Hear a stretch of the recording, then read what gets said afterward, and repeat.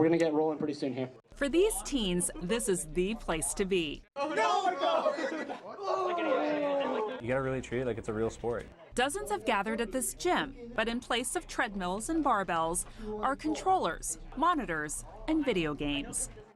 On this Friday night, a regional gaming tournament is being hosted by the Game Gym, a youth training center for esports players. On setup 4, can we get Kimchi and Hutch? It's one of the few of its kind in the Washington, D.C. area, staffed in part by team manager Joe Bita. You don't have to be like 6'8" to be a great esports athlete. You can be just an unassuming kid.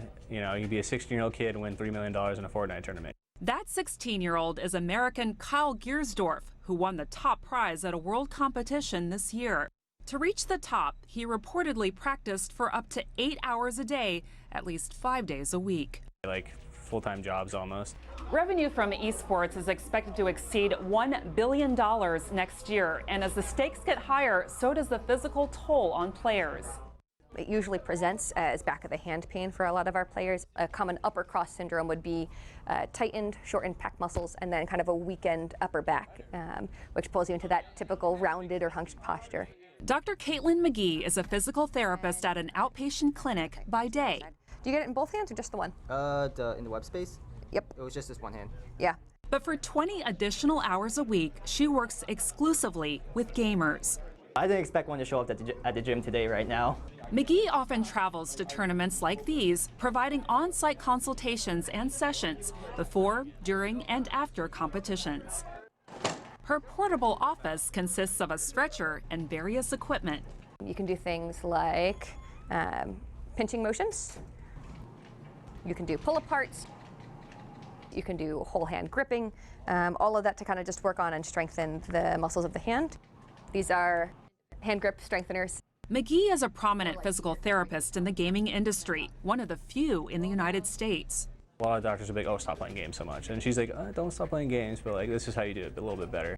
She developed her niche 5 years ago when she noticed what players at tournaments were doing wrong, not at their game, but to their bodies. I saw the ergonomics and they were not great. McGee says that's starting to change as more people recognize esports as a sport.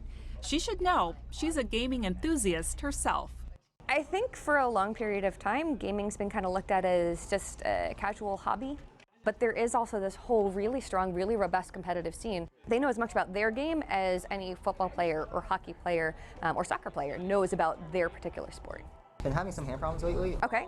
Been waking up to like my hands just feeling really sore. Gamer Martin Lee says McGee has been a welcome sight, helping with his hand pain and providing him with a whole new outlook on his game.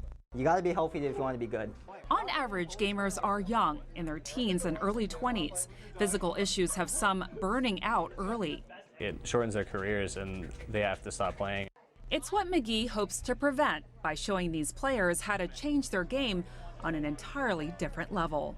I've got this really amazing opportunity to be involved with a whole bunch of people who are super duper passionate about what they do and who want to learn to do it better. And so if I can do anything to help with doing it better, I'm happy to do that. Have a good time and don't take things too seriously. Frances Coe, CGTN, Potomac, Maryland.